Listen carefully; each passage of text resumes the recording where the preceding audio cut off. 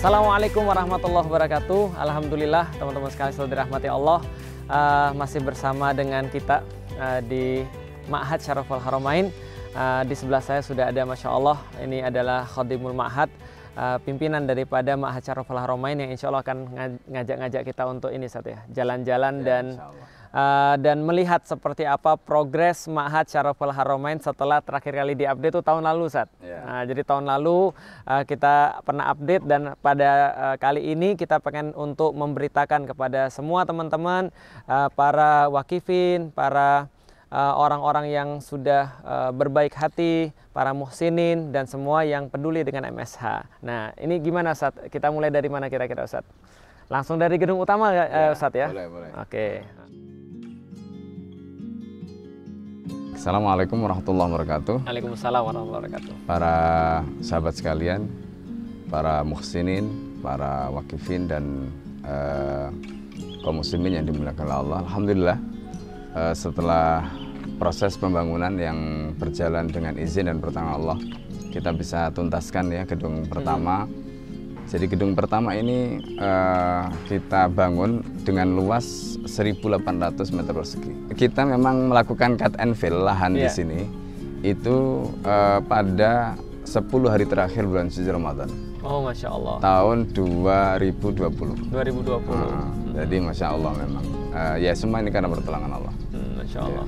Nah sekarang gedung ini adalah gedung utama. Begitu masuk itu nanti ada resepsionis ya untuk menerima tamu-tamu kalau tamu. Kemudian di situ juga ada pusat informasi termasuk announcer ke seluruh ruangan itu dikontrol dari sini. Dan kelihatan itu ada yang sebelah depan itu ada MS Ahmad. Jadi kalau santri, semua kebutuhan santri kita penuhi di sini sehingga mereka tidak perlu keluar.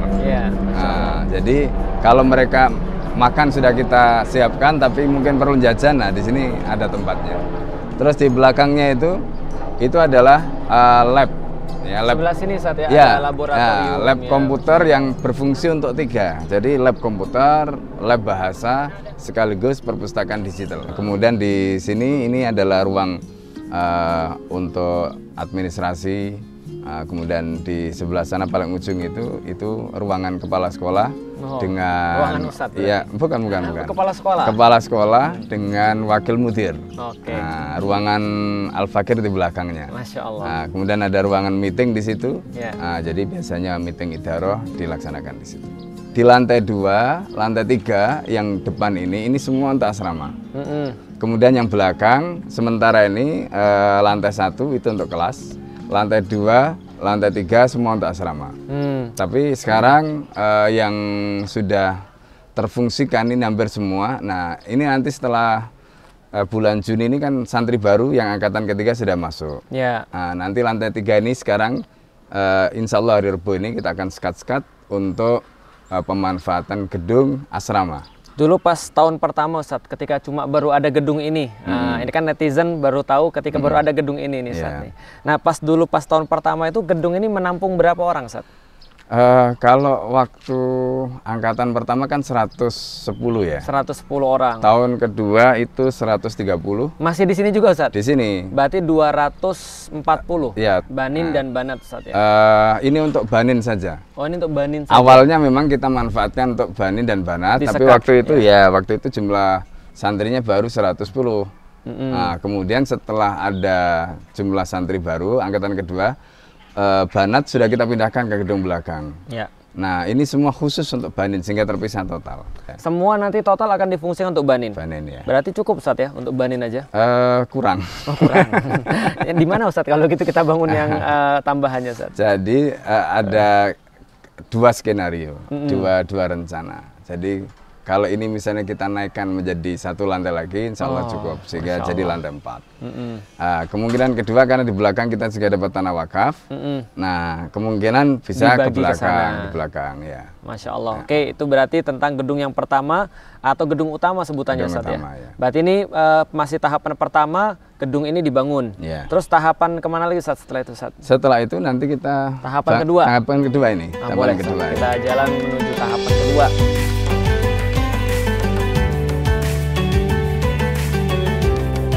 Nah, alhamdulillah ini yang tadi Sat ya. Ini tahapan kedua Sat ya. Iya. Tahapan kedua tuh apa aja Sat? Jadi alhamdulillah setelah kita menyelesaikan gedung pertama, waktu itu kita lantai 3 karena masih kosong, itu kita manfaatkan untuk musola. Nah, jadi Bani dan Banat kita sekat. Oh, saya masih ingat tuh Sat. Ya. Kita pernah bikin acara Ramadan ya, di sana. Betul itu. Nah, kemudian kita akhirnya bangun ini sehingga Ramadan tahun kedua ini kita alhamdulillah sudah ada masjid sehingga insya Allah bisa kita laksanakan itikaf. Nah, karena itu sekarang tahun ini kita fungsikan untuk itikaf. Jadi untuk wali santri, untuk wakif yang mau itikaf nanti kita buka. Oh, jadi teman-teman semuanya bisa. Jadi ada kajian kitab, kita akan khatamkan kitab di situ. Kemudian nanti bisa merasakan suasana selain sholat tarawih, tahajud bersama dengan para santri, buka puasa bareng-bareng, macam-macam insya Allah. Sekali-sekali lah nyicip seperti apa caranya jadi santri gitu Sat. Bangunnya jam 2 gitu Sat ya. Jam 2 malam bangun terus tidur lagi Sat. Oh enggak. Salat tahajud. Salat tahajud. Gitu ya. Dan salat tahajudnya 1 juz. Masya Allah. Salat tahajud 1 juz. Itu setiap hari Sat di sini. Setiap hari. Jadi Masya Allah ini saya masih ingat sekali ketika kita pas buka ini saat pembukaan ini yang membuat saya terharu adalah kalau orang tuh semangat untuk wakaf ke masjid karena dia mengetahui bahwa setiap orang sujud itu akan menjadi amal baik bagi dia. Tapi ini bukan lagi tempat orang sujud Sat ya. 24 jam hampir dipakai. 24 jam ya. Masya Allah. Jadi jam 2 itu kegiatan tahajud jam 2 malam ya. Oh, iya, jam tahajud sampai nanti jam 3. Setelah itu mereka tahdir, tahdir itu menyiapkan materi yang akan mereka hafalkan. Kemudian nanti mereka tidur sebentar. Kemudian setelah itu nanti mereka sholat subuh berjamaah. Setelah itu nanti ada durus masjid setelah sholat subuh. Setelah sholat subuh nanti mereka ada halqa Quran di masjid itu. Masya Jadi Allah. memang full kegiatannya. 24 jam kepake. Ya, baru setelah nanti santri masuk kelas. Karena di sini kan ada kegiatan di kelas, baru masjid kosong, gitu. Nah setelah itu zuhur, asar, maghrib, semua seperti balik lagi ke tahajud, Masya Allah. Dan ini pembangunan tahapan kedua Sat ya? Ya. Berapa orang Sat masjid ini? Kapasitas masjid ini total ya, yang lantai bawah itu untuk 600 jamaah. Lantai atas itu untuk 500, jadi total 1.100-an lah. Oh, mencukupi untuk 720 santri kita insya Jadi Allah, kan ya. Asumsinya santri, kemudian staf dan para asatid ya dengan keluarganya, ya kan. Nanti kalau ada tamu dan sebagainya, itu kira-kira cukup lah. Nah, jadi ini tahun kedua ini masjid sama belakang itu ada gedung 3 lantai, 12 ruangan total. Oke, berarti kita mungkin ke dalam dulu aja yuk. Kita ke dalam dulu, kita lihat masih pembangunan tahapan kedua. Masjid dan sekitar masjid. Yuk, Sat.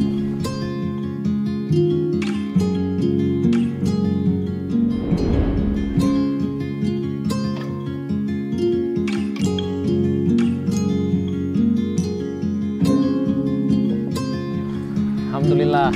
Saya pertama kali ngelihat ke sini Sat, setelah lihat jadinya ini Sat. Ini saya teringat dengan madrasahnya Turki Sat. Iya. Jangan-jangan ini diinspirasi oleh madrasah Turki Sat? Oh, bukan. Jadi yang pasti Al-Azhar. Bentuknya kayak gini Sat. Ya, jadi kalau kita perhatikan model-model bangunan ya, masjid, kemudian kampus ya di Al-Azhar itu kan modelnya seperti ini. Jadi memang tengahnya ada ruang kosong. Ya, ada ruang kosong gitu. Jadi masjid itu ada ruang utama, kemudian ruang seperti ini biasanya mereka untuk talaki ya. Nah, kalau di Al-Azhar itu pas bulan Ramadan begini, masjid nggak nampung, maka mereka keluar itu untuk iftar segala macam. Semua. Karena kan ada ruang masjid itu kan ruang suci istilahnya. Nah, kemudian ada ruang di luar masjid kita boleh ya apa yang tidak boleh di masjid kita boleh gitu. Atau ini untuk qiyamul lail ketika nanti di bawah sinar rembulan itu. Insya Allah. Kalau ini tempat-tempat apa ini nanti Ustadz? Jadi tahap kedua itu masjid ini dengan kapasitas 1.000 tadi, ya 1.100. Nah kemudian ini gedung ini kita sebut sebagai gedung yang kedua. Gedung kedua. Nah, gedung kedua. Berarti gedung utama. Ya, gedung pertama, ini gedung kedua. Nah, kemudian ini nanti gedung ketiga, keempat. Bentuk L ini Sat? Ya, bentuk L. Bentuk U, ya U semua. Nah, di depan ini itu nanti ini sudah masuk tahun ketiga. Nah, ini udah masuk tahun ketiga. Nah, kalau ini sementara ini posisinya gedung yang sebelah kanan ini di bawah itu untuk kelas semua.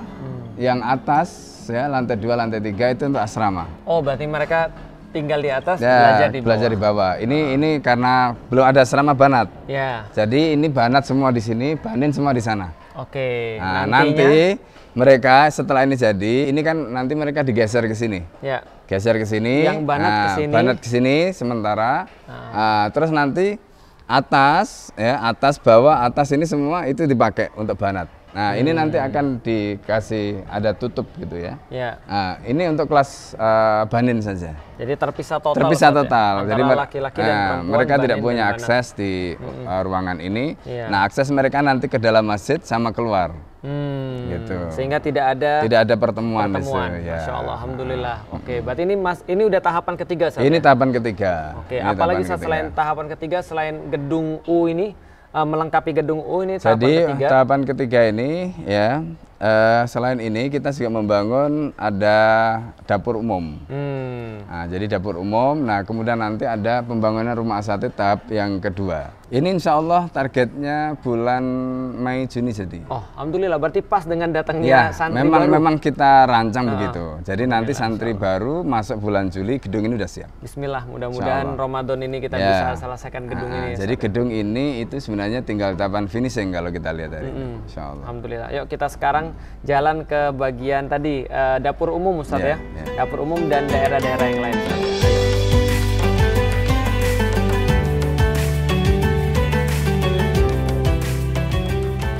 Nah, menurut saya nih saat ini daerah ini pemandangannya sangat bagus saat ada gunungnya langsung saat. Ya, alhamdulillah. Tapi ini daerah masih tanahnya Ma'had Saud ya? Masih. Oh, ini rencana mau diapain nih saat daerah sini? Jadi setelah selesai tahapan yang ketiga. Ini ketiga. Jadi sekarang kita kan sedang bangun kelas ini. Kelas Banat. Dan insya Allah bulan Juni sudah selesai semua. Ya. Nah, setelah itu kita akan bangun asrama untuk Banat. Oh, di sini asrama. Ini rencana asrama untuk Banat karena tadi Banat sementara belum ada asrama. Kasihan jadi masih memakai kelas. Ya. Nah, nanti begitu ini sudah ada asrama, disekat langsung. Nanti ya, jadi mereka hanya punya akses ke sini sama ke situ. Nah, dari sana asrama disekat, ke kelas, ke masjid. Nah, ini nanti area Banat.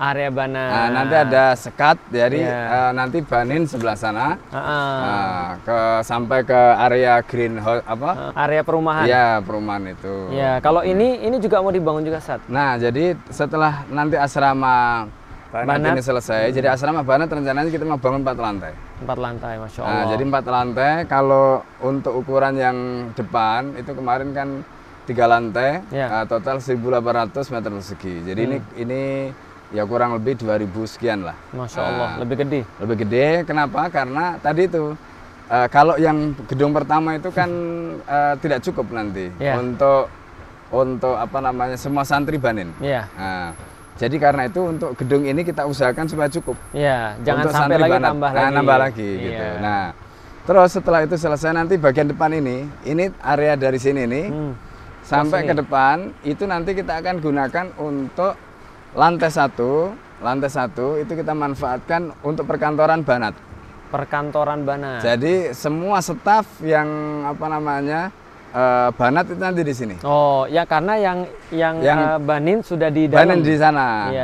Jadi nanti ada MS Ahmad Banat di sini. Oh, benar-benar jadi dua. Ya, jadi dua dipisah. Karena sekarang saya lihat tadi gantian. Ya, gantian, jadwalnya masih diatur. Iya, betul. Jadi jam sekian, hari apa itu jadwalnya Banin. Iya. Jam sekian hari apa nanti jadwalnya Banat begitu. Jadi supaya tidak ketemu. Ya, kalau sekarang nanti terpisah total dunianya. Karena kan begitu nanti jumlah santrinya bertambah sudah nggak cukup. Ya, benar. Iya kan? Labnya nggak cukup. Dan barang-barangnya khusus nanti. Iya, barang-barangnya khusus. Ya, kadang sekarang masih campur ya. Iya, benar. Oh, ini berarti nanti auditorium dan dibangun gedung lagi. Jadi ini rencananya 3 lantai. 3 lantai. Nah, 3 lantai. Untuk apa fungsinya? Nanti yang bawah itu untuk kantor Banat. Ya. Kemudian nanti di atas itu lantai 2 itu untuk hall. Jadi kira-kira ada tampungnya sekitar 300 sampai 400. Nah, fungsinya untuk apa? Jadi kalau ada kegiatan-kegiatan misalnya wisuda ya, atau misalnya kita seminar atau apa yang kita memerlukan ruangan besar itu kita punya. Atau misalnya parenting dengan wali santri kan sekarang wali santri itu kalau couple sudah berapa coba? Ya, dua kali lipat daripada santrinya. Nah, itu tentu butuh tempat. Nah, kita tidak punya tempat untuk orang tua itu. Nah, nanti lantai 3 itu kita akan desain untuk perpustakaan. Masya Allah. Nah, kenapa lantai 3 itu untuk perpustakaan? Jadi ini subhanallah ya, tahadus bi nikmah. Perpustakaan yang kita bangun sekarang itu di tahun kedua itu kan di depan masjid. Di ruangan itu masih sempit. Jadi itu juga masih gantian banin dan banat gitu. Kemarin Ramadan ini kita adakan bahsul masail.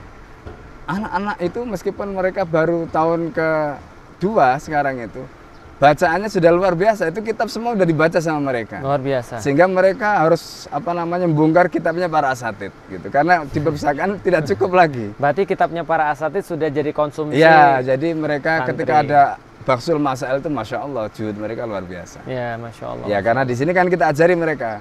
Jadi kalau jadi mujtahid begini prosesnya, jadi mufassir begini, jadi ahli hadis begini itu. Dan saya pikir ini kesempatan bagi saya. Saya sangat tertarik bagian untuk membuat perpustakaan tadi kayaknya. Insya Allah. Walaupun karena ini kan berarti sangat lekat dengan produktivitas, betul. Karena ilmu langsung, Masya Allah. Nah, siapa yang mau nanti wakaf ke perpustakaan, di lantai 3 nanti ada perpustakaan. Siapin bukunya untuk diisikan. Tapi bukunya bahasa Arab semua. Bahasa Arab. Kita tidak terima komik ya. Nah, jadi gitu ya. Jadi dan mungkin perpustakaan digital juga, Ustaz. Ya, perpustakaan digital. Alhamdulillah kemarin ada wakaf ya. Perpustakaan digitalnya. Jadi VCD itu udah alhamdulillah kitab-kitab turas banyak sekali. Nah, tinggal nanti kita fungsikan gitu. Siap, insyaallah. Teknologinya. Ya, bahkan cuma untuk memfasilitasin AC misalnya, itu membantu banget kenyamanan, Masya Allah. Ya, karena kita memang sekarang masih penghematan. Oh ya. Nah, masjid masih pakai kipas angin, lantai atas bawah, kelas juga masih pakai kipas angin, atas bawah semua, jadi memang terasa. Ya, jadi kalau ada yang mau untuk berwakaf AC, sekalian listrik bulanannya. itu bagus itu. Nah, berarti kita sekarang ke kitchen, Ustaz ya, ke dapur umum ya, insyaallah.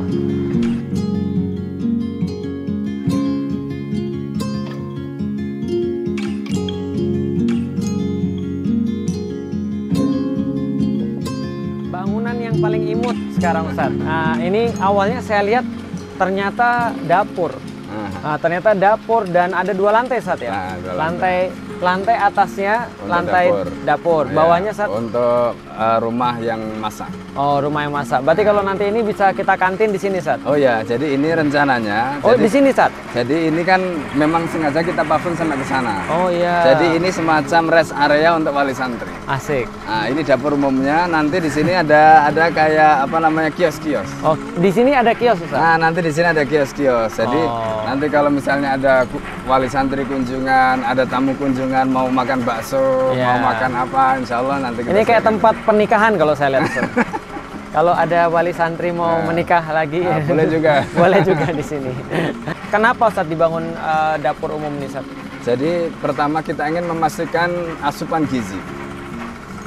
Karena terus terang ketika kita catering ya dengan pihak lain, meskipun kita bisa meminta, tapi kan kita tidak bisa memastikan 100% sesuai dengan kebutuhan santri.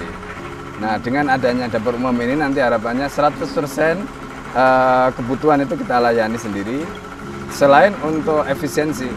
Nah, kemudian kita kan nanti di sana itu ada greenhouse yang kita fungsikan untuk memproduksi sayur, makanan, kemudian ada lele, macam-macam. Nah, sekarang santri sudah beternak lele. Masya Allah. Jadi lele itu sudah siap panen. Semuanya dipenuhi dari sini cukup, Ustaz ya? Insya Allah. Jadi nanti ini hanya difungsikan untuk mengolah makanan. Masak. Ya, kemudian setelah itu nanti makanan ini akan didistribusikan oleh petugas ke masing-masing santri. Nah, jadi makannya tidak di sini. Gitu. Ini masih yang ketiga, Ustaz ya? Ini yang ketiga. Jadi ini bagian dari proyek yang ketiga. Nah, nanti di depan itu ini ya. Sebelah sini, Ustaz. Nah, sini itu nanti rencananya kita akan bangun guest house. Guest house. Nah, yang tinggi, Ustaz. Iya, guest house yang tinggi itu. Tujuannya apa? Kalau ada wali santri yang mau iktikaf atau misalnya mereka dari jauh program Riyadhah ya Riyadhah di sini, nah, kita ada tempat ya gitu. Masya Allah, berarti one stop semuanya ya semuanya. Nah nanti di belakangnya itu kira-kira 15-20 meter itu akan kita bangun kolam renang ya. Nah jadi kolam renang, nah nanti sebelahnya itu kita akan bangun untuk tempat laundry ya. Nah, laundry untuk santri juga.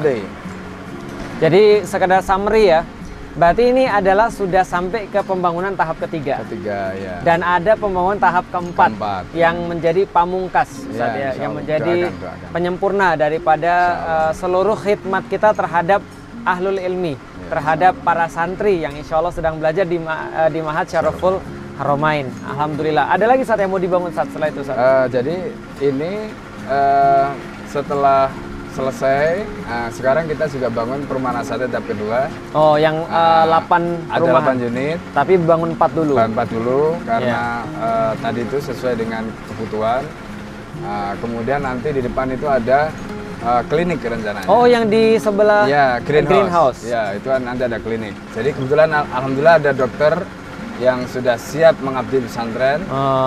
Jadi kita tinggal buatkan kliniknya. Itu juga dalam rangka untuk menjaga kesehatan santri. Jadi infak itu tidak selalu harus bersifat harta Ustaz ya. Bisa bersifat skill atau pikiran, atau sekedar perasaan mendoakan. Nah, itu juga bagian daripada kebaikan.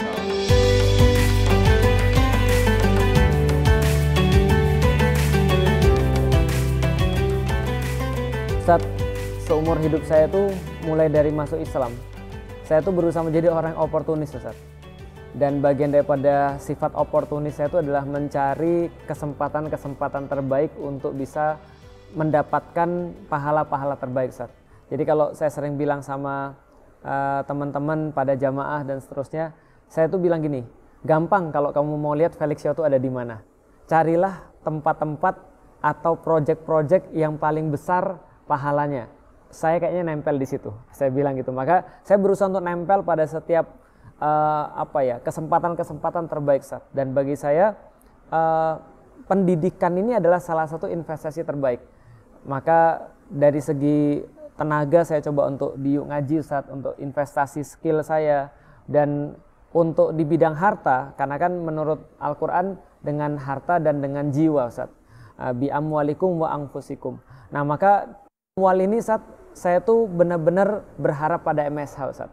Nah, kira-kira Ustaz, kalau dari yang selama ini sampaikan kepada jamaah, atau pertanyaannya lebih krusial lagi adalah, kenapa Ustaz memilih jalur ini Ustaz sebagai tempat Ustaz untuk, ya kan Ustaz kan kalau mau dimanapun bisa Ustaz. Kenapa Ustaz memilih jalan ini Ustaz?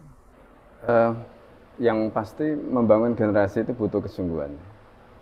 Kita sudah pengalaman malang melintang lebih dari 30 tahun dengan melakukan pembinaan kepada umat, kepada masyarakat gitu. Tetapi kita merasakan masih ada yang titik-titik atau lubang-lubang yang belum terisi. Nah disitulah kemudian kita melihat bahwa karena masa depan dunia ini, sebagaimana janji Allah, kabar gembira dari Rasulullah, itu semua nanti akan kembali kepada Islam dan kaum muslimin, maka kita harus serius lagi. Dan kesungguhan itu harus kita buktikan dengan mencetak generasi-generasi yang memang bukan hanya punya skill, tapi mereka juga punya sakafah yang mumpuni. Dan itu semuanya bergantung pada sistem yang kita bangun. Ibaratnya begini, kalau kita mau mencetak anak itu jadi alay, ya karena memang sistemnya alay, ya kan. Kalau kita mau mencetak anak serius itu ya sistemnya harus serius. Masya Allah. Dan itu subhanallah kita bisa buktikan bagaimana perkembangan dalam 1,5 tahun yang hari ini kita lalui setelah Ma'had ini berdiri, fisiknya, strukturnya, sistemnya dan sebagainya. Kita melihat perkembangan yang luar biasa, kemampuan mereka. Bayangkan dalam 1 tahun mereka sudah ada yang tasmi' 18 juz, kemudian belum lagi tasmi' mutun yang lain. Kalau di Singkit itu Mauritania, itu anak-anak usia 10 tahun, mereka sudah hafal Quran, mereka sudah hafal puluhan, bahkan mungkin ada yang ratusan mutun. Jadi kalau di Singkit itu seandainya kitab-kitab di madhab Maliki itu dibakar habis, ulama-ulama Singkit bisa mendiktekan kembali, langsung menulis ulang, dan itu nggak ada yang hilang sama sekali. Masya Allah. Bahkan ketika ada salah seorang pemuda datang ke Al-Azhar, berusaha untuk mendapatkan katakanlah makom ya alimiyah, ketika itu di hadapan tim penguji Masyayikh Al-Azhar itu justru saya yang dikoreksi karena kemungkinan hafalan mereka. Dan tahu tidak apa yang diujikan? Kamus Lisanul Arab. Masya Allah. Yang sekian belas jilid itu dihafal di luar kepala. Masya Allah. Lisanul Arab, kamus dihafalkan. Kamus dihafalkan. Padahal kamus itu dibuat supaya orang tidak usah dihafalkan. Ya, tapi itulah ulama-ulama Singkit. Kelebihan mereka. Nah, artinya apa? Manusia itu bisa dicetak jadi apa saja. Tergantung sistem. Tergantung sistemnya. Dan di sini ketika kita menekankan kepada hafalan, kedisiplinan dan sebagainya itu awalnya mungkin pesimis gitu, karena ini berat sekali. Tapi ternyata seiring dengan waktu itu melampaui ekspektasi yang kita bayangkan ketika barokah itu. Berarti. Ya, jadi walladzina jahadu fina, kata Allah, lanahdiyannahum subulana. Kalau memang kita serius menekuni itu, pasti Allah akan bukakan jalan. Dan itulah yang kita lihat hari ini. Berarti selama ini Ustadz benar-benar yakin Ustadz bahwa yang Ustadz lakukan sekarang ini adalah benar-benar sesuatu yang menurut Ustadz paling Ustadz yakini akan menghantarkan pada kebangkitan, Ustadz? Salah satunya itu adalah apa yang menjadi keyakinan kita. Sebenarnya begini nalarnya itu. Artinya bahwa ini bukan proses berdiri sendiri. Ya. Karena apa yang kita lakukan ini adalah menyiapkan SDM. Artinya SDM yang kita siapkan ini SDM yang punya mutu dan kualitas yang kita harapkan handal, ya. Nah, tentu semuanya ini kan bukan tahapan akhir, karena setelah ini masih ada tahapan-tahapan berikutnya. Tapi setidaknya untuk dalam waktu 6 tahun itu adalah proses yang maksimal yang bisa kita lakukan. Ya. Bahan mentahnya lebih matang lah ibaratnya begitu, ya kan? Ya. Jadi kalau nanti misalnya mereka mau melanjutkan di sini, mereka mau keluar negeri itu sudah siap. Berarti membangun generasi depan perlu kesungguhan, Ustadz. Kesungguhan. Dan bagi saya, Ustadz, karena saya itu merasa bahwa mungkin waktu kesungguhan saya itu sudah berkurang, Ustadz. Nah, sehingga saya itu mengambil pendapat, boleh nggak, Ustadz, kalau yang belum bisa bersungguh-sungguh, Ustadz, atau yang sudah lewat waktunya untuk bersungguh-sungguh, Ustadz, bersungguh-sungguh menyiapkan generasi yang akan bersungguh-sungguh. Ya, itu bagian dari fardu kifayah. Fardu kifayah itu ada dua. Seperti kata Imam Asy-Syatibi itu. Jadi ada yang man lahu ahliyah. Jadi orang yang punya keahlian secara langsung. Kalau orang yang punya keahlian secara langsung, jadi dia harus mengerjakan langsung. Nah, yang kedua itu man laisa lahu ahliyah. Jadi orang yang dia tidak punya keahlian secara langsung. Nah, orang yang kedua ini jangan diam gitu. Dia harus mensupport yang pertama. Supaya apa? Kolaborasi ini betul-betul menghasilkan output yang diharapkan untuk menjalankan kewajiban tadi. Ya, berarti di antara kita semuanya itu terdapat semua di antara kita itu ada hak-haknya Allah. Di badan kita ada haknya Allah, di harta kita ada haknya Allah, di lisan kita ada haknya Allah, di setiap yang kita punya itu ada haknya Allah. Kira-kira gitu, Ustadz, ya. Dan itu harus digunakan secara bersungguh-sungguh. Nah, kalau gitu cocok dengan saya, Ustadz. Pas, Ustadz. Karena saya tuh memandang gini, Ustadz. Ketika saya pergi ke Turki, Ustadz, saya melihat banyak sekali gedung-gedung mewah. Saya melihat banyak sekali fasilitas-fasilitas yang istimewa luar biasa secara fisik, Ustadz, yang dibangun di akhir-akhir masa kekhilafan Utsmani. Tapi ternyata gedung-gedung itu sekarang kosong, Ustadz. Sehingga muncul di kepala saya itu, oh ternyata memang mengisi gedung seperti masjid itu, Ustadz, itu ternyata lebih susah daripada membangun masjid. Betul. Jadi ternyata hal-hal yang bersifat non fisik ini lebih penting daripada perkara-perkara bersifat fisik. Betul. Nah, dan kesungguhan ini kan bagian daripada bersifat yang non fisik. Ustadz bilang tadi sistem tadi. Nah, kalau saya berpikir juga bagi jamaah, pesantren itu juga bukan perkara yang bersifat fisik, bukan gedung, bukan juga harta, tapi pesantren itu tentang sistem. Siapa yang nungguin, siapa yang mengajar, siapa yang membersamai para santri.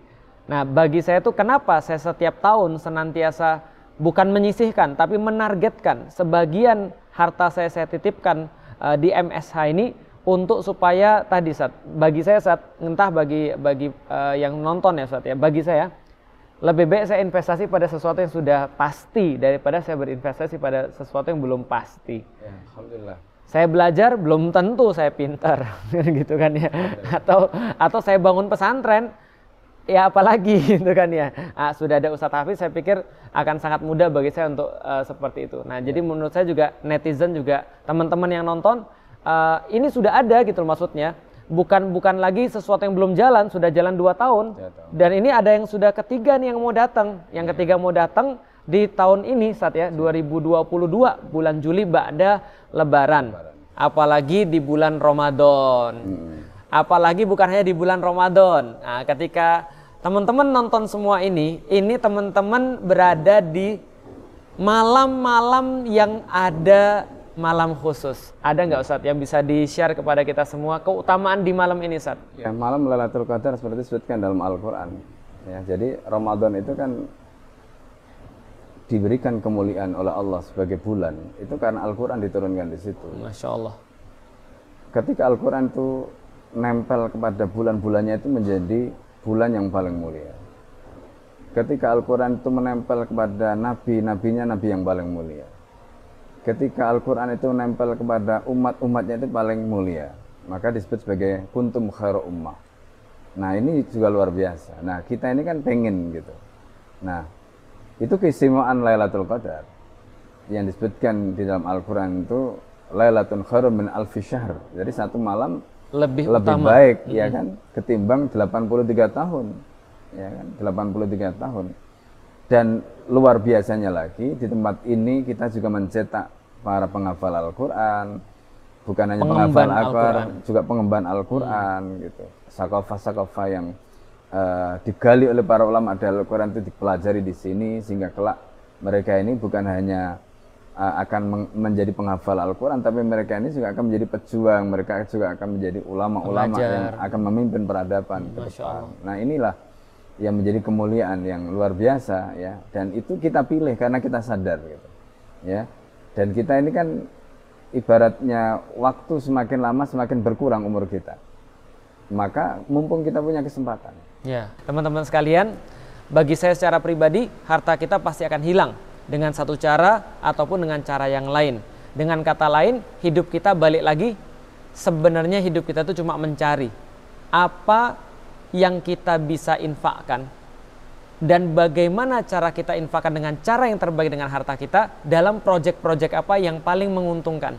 Sekarang sudah di depan mata teman-teman sekalian, proyeknya sudah jelas, proyeknya sudah ada, tinggal kita chip in uang kita, harta kita, apapun yang kita punya supaya ini bisa berjalan lebih baik, lebih cepat, dan insya Allah atas izin Allah ini berjalan untuk bisa memperbaiki dan membangkitkan umat. Nah, nanti teman-teman sekalian, rekeningnya sudah ada dari tadi, silahkan mumpung di bulan ini. Insya Allah saya pun juga sama, saya dan keluarga mengazamkan untuk di malam Lailatul Qadar kita senantiasa untuk berinfak. Sebenarnya setiap malam-malam, 10 malam terakhir kita meningkatkan sedekah kita, meningkatkan wakaf kita. Dan wakaf ini bukan hanya sedekah Ustaz ya, tapi sesuatu yang lebih tinggi daripada sedekah yang sudah kita bahas berkali-kali dan tidak bosan kita bahas bahwa wakaf adalah sedekah yang terus mengalir selama dimanfaatkan, dan insya Allah ini bukan 1 tahun 2 tahun Ustaz ya. Iya. Jadi makanya Rasulullah SAW itu ketika ditanya oleh Umar bin Khattab setelah perang Khaybar, Umar bin Khattab mendapatkan ghanimah ya, berupa tanah, dan di situ ada pepohonannya. Maka nasihat Rasulullah ketika Umar meminta petunjuk gitu, kata Rasulullah, amsik aslaha wasbil samraha, kamu biarkan saja pohonnya, artinya diwakafkan, maka nanti buahnya itu akan terus mengalirkan ya, pahala ya. Nah, coba bayangkan, buah ini kan manfaat kalau dalam konteks kan ya. Jadi misalnya kita sekarang wakaf untuk masjid, wakaf untuk gedung pendidikan, yang semua ini adalah untuk kegiatan dalam rangka nasyril Islam ya, bagaimana kita menyebarkan Islam gitu. Ihya syariah, bagaimana menghidupkan syariah. Jadi di situ kita memahami bayangan kita untuk mendapatkan sesuatu yang besar tadi itu kan nggak kebayang, istilahnya begini.